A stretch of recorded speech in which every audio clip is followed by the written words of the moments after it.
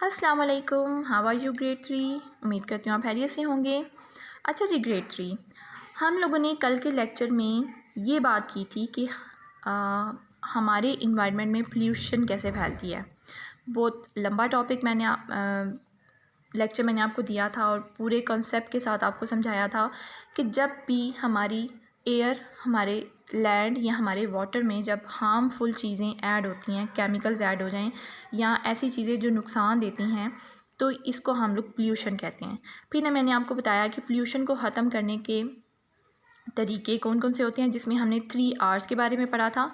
Reduce, lace use करना, मतलब कि कम इस्तेमाल करना चीज़ों का।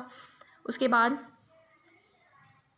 रिड्यूस के बाद मैंने आपको बताया था रीयूज़, बार बार इस्तेमाल करना।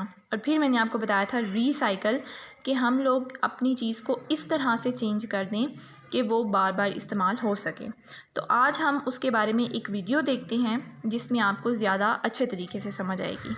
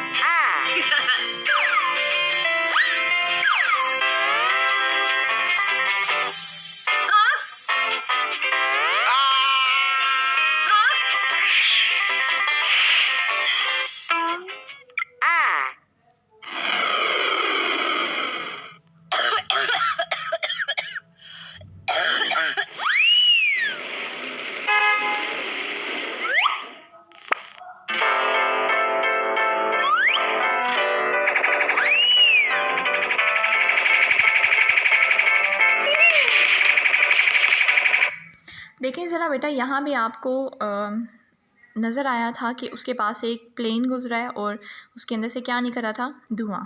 तो वो धुआं जब उसने उसके अंदर सांस लिया तो उसको खांसी शुरू हो गई। इसी तरह से आपने देखा कि फैक्ट्रीज़ में या फिर रोड पे जो गाड़ियाँ चल रही हैं उनमें से भी धुआं निकल रहा है, जिसने हर तरफ क्या फैलाया हुआ है, आलूदगी। लेकिन जब 3R का जीनी उसने हर जगह पे देखा और हर जगह का जो धुआं है उसको साफ़ कर दिया और इस तरह से उसने पोल्यूशन को कम कर दिया। और ये जो जीनी है उसका नेम क्या है, 3R। ठीक है, 3R मतलब कि रिड्यूस, रीयूज़ एंड रीसाइकल। इन 3 चीज़ों को यूज़ करके हम पोल्यूशन को ख़त्म कर सकते हैं। नेक्स्ट देखें ज़रा।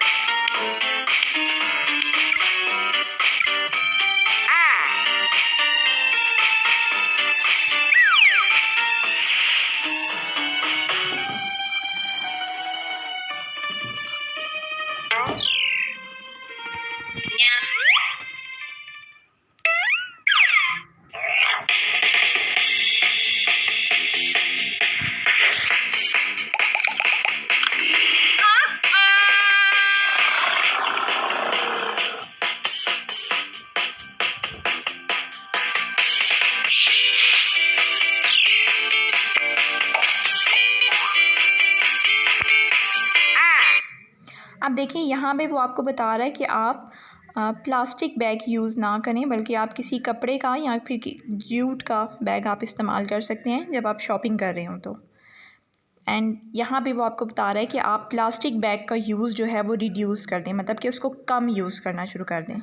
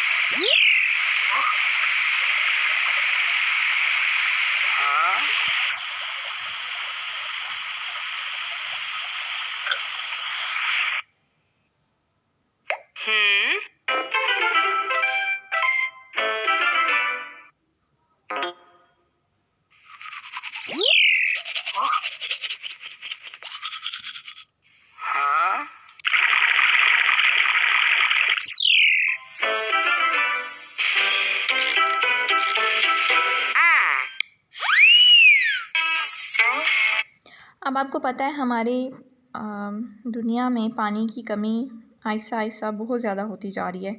तो हम पानी को सेव किस तरह से कर सकते हैं, उसके 2 तरीके इसने बताए कि जब आप शावर ले रहे हों तो पानी कम यूज़ करें, और जब आप टीथ ब्रश कर रहे हों तब भी आप पानी का जो टैप है उसको बंद कर दें। इस तरह से आप अपने पानी को सेव रख सकते हैं।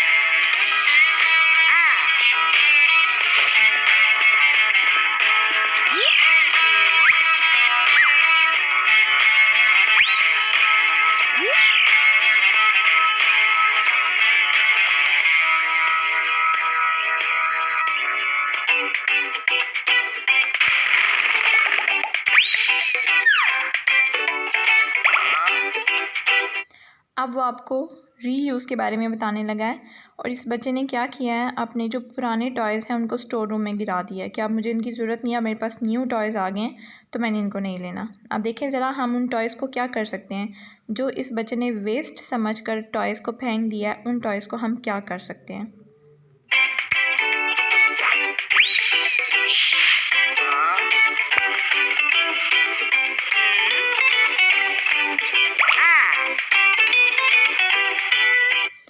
अब इस जिन्नी ने सोचा है कि इस बच्चे के लिए तो ये टॉयज़ ओल्ड हैं, पुराने हो गए हैं, तो क्यों ना मैं इनको डोनेट कर दूं, मतलब कि कोई ऐसा बच्चा जिसके पास टॉयज़ नहीं है मैं उनको दे दूं और वो बच्चा हैप्पीली खेल लेगा। तो देखें ज़रा।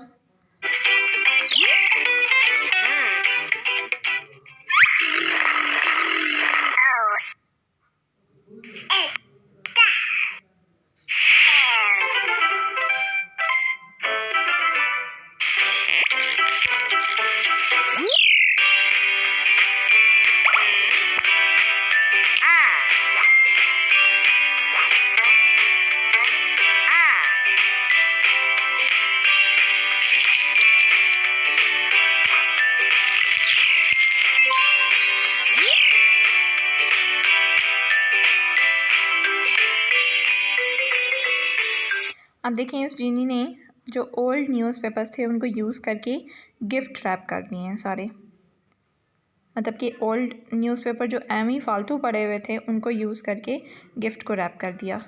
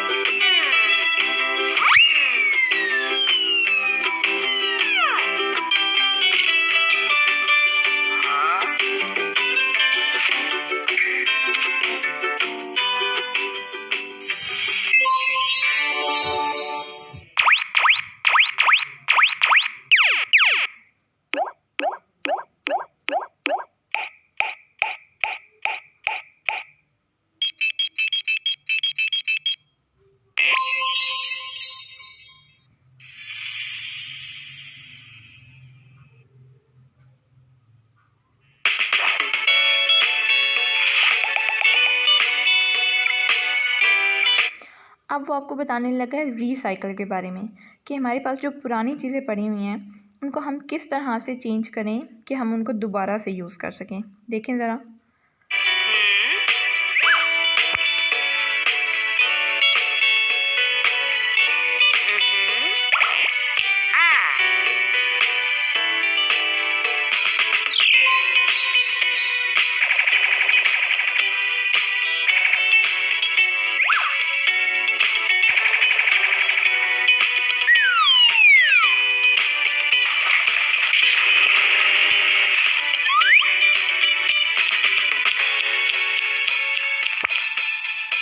अब देखिए यहाँ पे क्या किया इसने, जो इसके घर में ओल्ड न्यूज़पेपर, ओल्ड बुक्स या ओल्ड मैगज़ीन्स पड़ी हुई थी, उसको इसने रीसाइकल प्लांट पे लेके आया है। उसने रीसाइकल मशीन में डाला है और उस मशीन ने उन सारे न्यूज़पेपर्स और मैगज़ीन्स और बुक्स के न्यू और साफ़ सुथरे पेजेस निकाल के दे दिए हैं। तो इस तरह से हमने ओल्ड न्यूज़पेपर्स को न्यू पेजेस में यूज़ कर दिया, जिसको हम दोबारा से यूज़ कर सकते हैं लिखने के लिए। तो रीसाइकिल का मतलब मैंने आपको बताया था कि चीज़ों को इस तरह से चेंज करना कि हम उनको दोबारा इस्तेमाल कर सकें। ठीक है।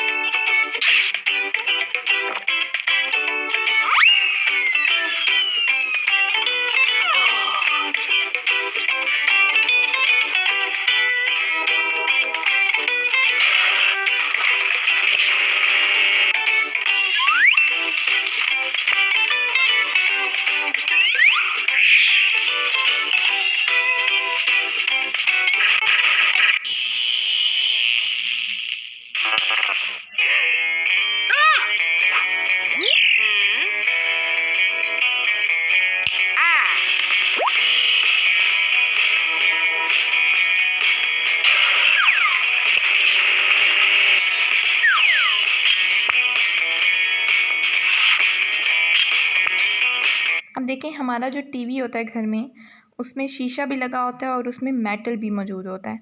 तो उसने पहले शीशे को रिसाइकिल करके ग्लास दे दिया, मतलब कि शीशा निकाल दिया, और फिर उसने मेटल को रिसाइकिल करके मेटल निकाल दिया हमें।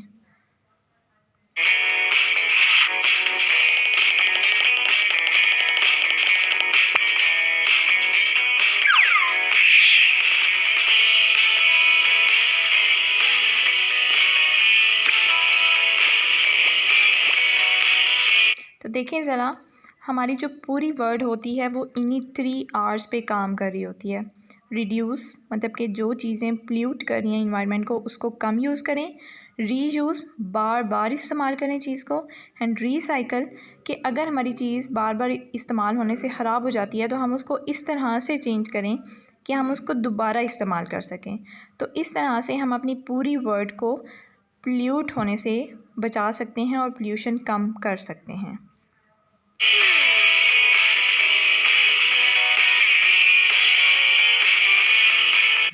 If we reduce, reuse and recycle, we can live in a cleaner, safer and happier environment.